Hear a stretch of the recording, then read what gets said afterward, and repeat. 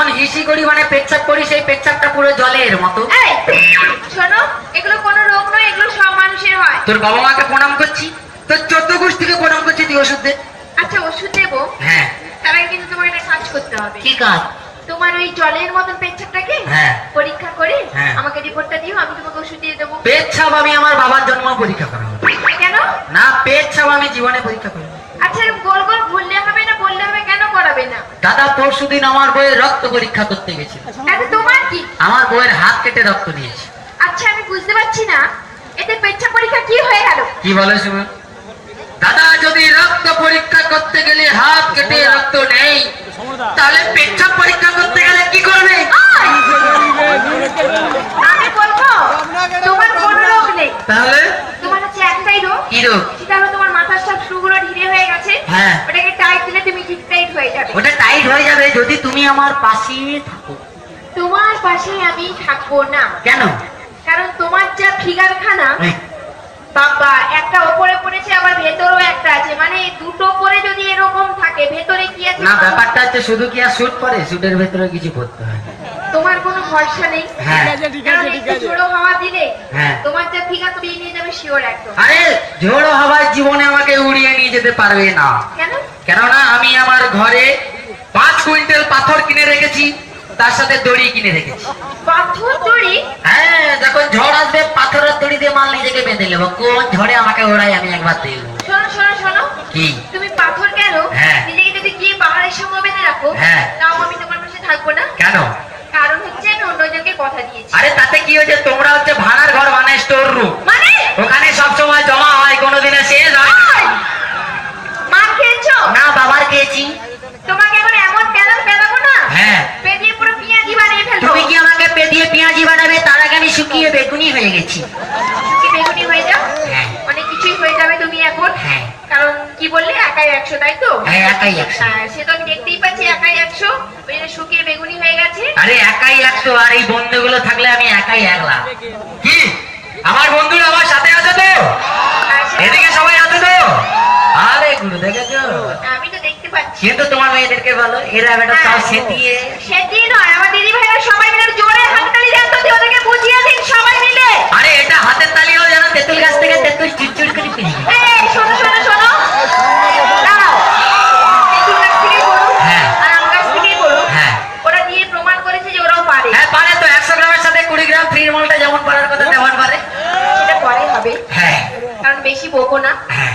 দিদি ভাই মানে মেয়েদের একটু কি রোগ আছে বলো তো? মেয়েদের কি রোগ? মেয়েদের ঝগড়া করানো। হ্যাঁ, ঝগড়া নয়, কি? বেশি বকলে তুমি এখান থেকে বাড়ি যেতে পারবে না, আরে বাড়ি বেঁধে রেখে দেবে। কে?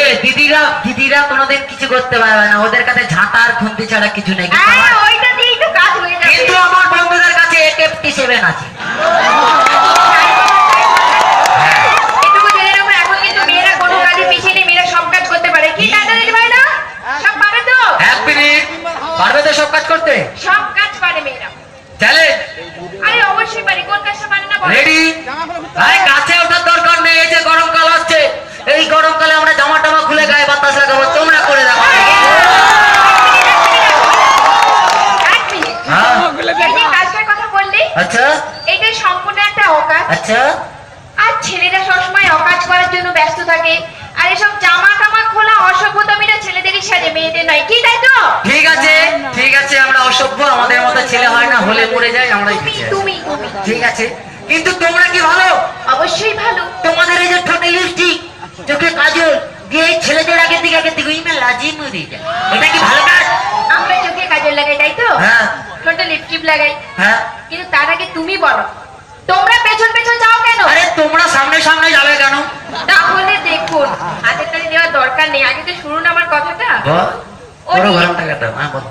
ও নিজে থেকে কিন্তু প্রমাণ করলো ছেলেদেরকে সবসময় মেয়ের পেছনে লাগবে। কি তাই তো বললো তো?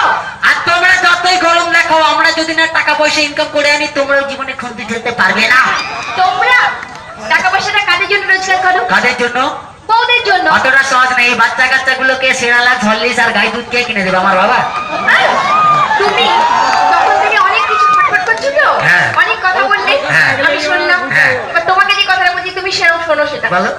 তুমি আজ এত বড় হয়েছো, তাই তো? হয়েছি। তোমাকে যে এত সুন্দর পৃথিবীর আলোটা দেখিয়েছি, দেখিয়েছি। তোমাকে যে হাত ধরে চলা শিখিয়েছি, শিখিয়েছে। সেটা কে? কে? সেটা তোমার মা, তাই তো? বলে যে উত্তর তো আমার কাছে। এই, আগে বলো মা কি না? আচ্ছা মা বলো। আসলে মাটা কিন্তু একজন মেয়ে, সেই মেয়েটাকে বলছো কিছু পারে না, 100 গ্রামের সঙ্গে 20 গ্রাম, আর নিজের মাকে বলছে 20 গ্রাম, কেমন ছেলে ভাবো? অতটা সহজ নয়। আমার মা বোনকে সম্মান দিই বলে বাঁশ গেড়ে আলাদা করে আসন পেতে বসতে দিয়েছি, শুধু সম্মান দিই বলে। কিন্তু তুমি যখন আজকে তর্ক করলে, তোমার তর্কের খাতিরে বলি, তোমার ওই মাটা কোথায় থাকতো যদি আমাদের বাবা না থাকতো? তাহলে তুমি শোনো, হ্যাঁ। তোমার যেমন বাবা না থাকলে মা আসতো না, হ্যাঁ, তেমন কিন্তু মা না থাকলে বাবা আসতো না। তাহলে তুমি বলো ডিম আগে না মুরগি আগে?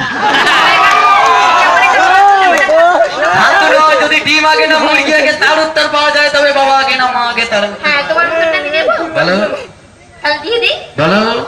এদিকে এসো, কি? আর ঝগড়া করবে না, এটা কথা দাও। কথা দিলাম, তবে তোমরা তো ঝগড়া করো।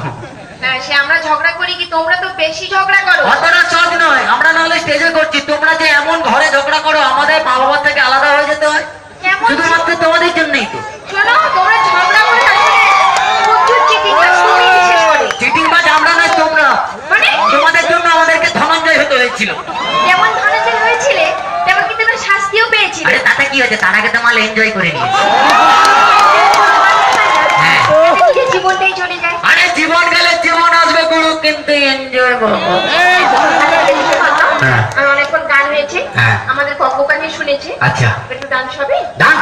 অবশ্যই। ডান্সের জন্য আমার কতগুলো যে বন্ধু যে কি রঙিন স্বপ্ন দেখছে। কতগুলো বন্ধুর দেখাও। দেখ। হ্যাঁ, অবশ্যই দেখ। তো চলো ঠিক আছে, তো এই মুহূর্তে ডান্স।